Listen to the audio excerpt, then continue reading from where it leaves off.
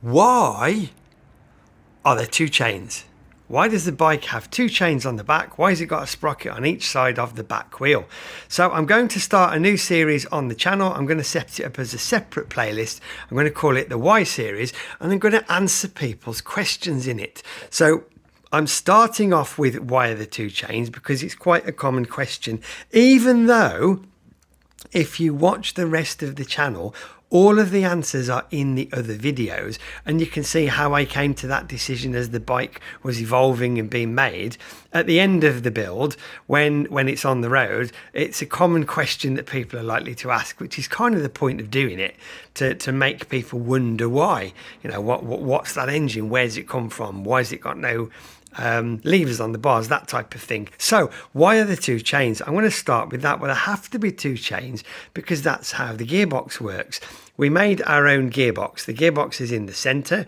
Why did we make our own gearbox? Well, that's another question, I guess, for another video. So we made our own gearbox because we wanted to. Okay, let's just say that, because we wanted to. So that gearbox drives the bike via two chains, but not at the same time.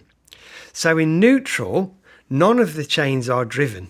When it's in first gear, the chain on the opposite side of the bike, and if I go around there, you'll be able to see that, down here.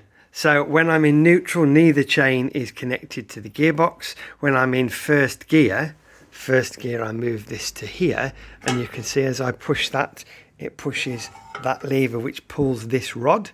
This rod moves a dog inside the gearbox that locks this sprocket onto the shaft. So that sprocket is now locked onto the shaft. The other side is freewheeling as it was in neutral, and this drives the bike. So this would be first gear because there's a fair reduction ratio in that in that first gear chain. When I put back into neutral, the dog has been moved to the center, and neither chain is driving the bike. And then when I go to top gear, that there pushes that dog the other way, and on the other side of the bike it locks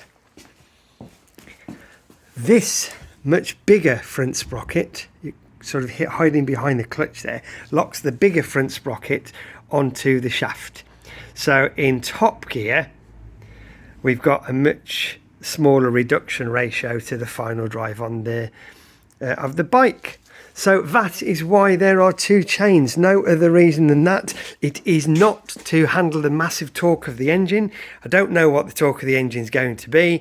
I'm guessing that at nearly 3 litres the answer is enough. There will be enough torque, and as long as there's enough to chuff me to work and back and the odd custom show, I shall be happy. So that is why there are two chains. This is the first of the Why series, and if you want to see a few more questions answered, drop them in the comments.